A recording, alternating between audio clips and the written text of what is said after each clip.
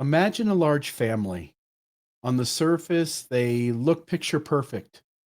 Mom and dad are respected in the community, and the siblings are taught to honor and defend the family name. But behind closed doors, things were different. Many of the children had been harmed by their parents, sometimes through harsh discipline, sometimes through outright abuse. Some children carried wounds that went deep, scars that shaped how they saw themselves and the world. Among the siblings, there was one older brother. He had been harmed too, but he had grown strong enough to find his voice. The younger brothers and sisters, still trembling from their own experience, came to him. "Please," they said, "you're the one who can explain what happened. You're the one who can speak clearly. Help the others understand what we went through." So he went to the siblings who still defended mom and dad.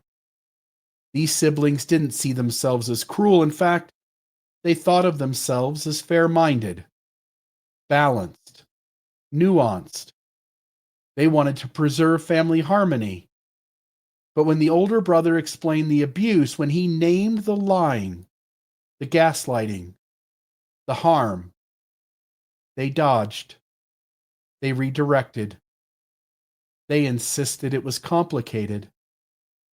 The abused siblings watched from the corner, felt their hearts sink.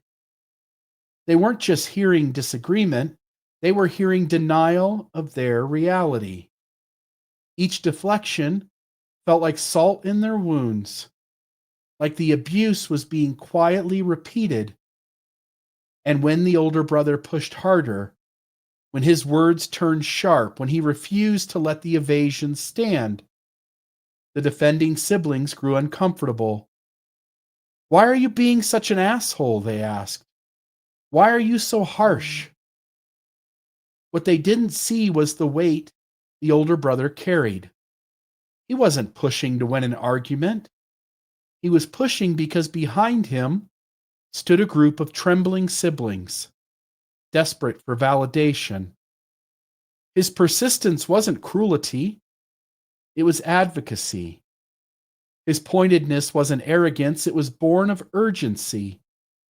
Every time the defensive siblings sidestepped, they unknowingly compounded the very trauma that he was trying to heal. For those who have been wounded by their faith, this is what it feels like. They trusted their parents, aka the church, and its leaders, only later to discover deception, betrayal, and harm. In their pain, they looked to voices strong enough to name what happened, hoping that others will finally see and acknowledge the abuse and the cover-up. When apologists respond with evasions, deflections, or overly nuanced explanations, they may believe they're being careful and fair. But to those carrying wounds, it feels like denial. It feels like gaslighting. It feels like the abuse being excused all over again. And when the critics press hard, when they sound sharp, impatient, or even snarky, it's not because they enjoy conflict.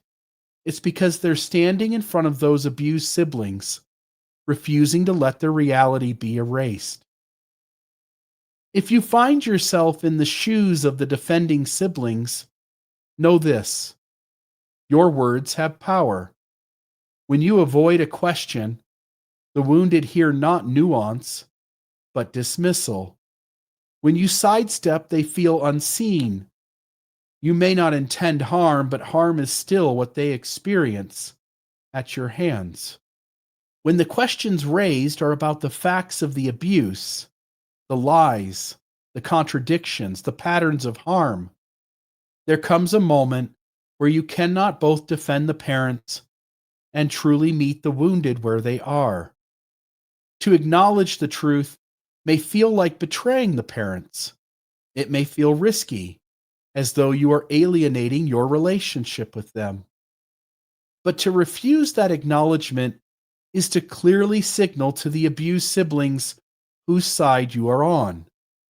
In trying to stay neutral or balanced, you unintentionally communicate that their lived experience doesn't matter as much as protecting the parent's reputation or their approval. And in that moment, you risk losing not just the argument, but the trust of those who are already deeply hurt and who have been deeply harmed. The invitation then is not to abandon your faith or to betray your conscience, but to recognize the weight of your role. Sometimes, the most healing thing you can do is not to defend the parents, but simply to say, I see you. I hear you. What happened to you was real and it matters, and I won't deny your reality. That, more than any clever defense or careful nuance, is what can erase the pain and keep open the possibility of trust and healing for all who have been hurt. It's that which shows the abused that you stand with them and not those who have hurt them.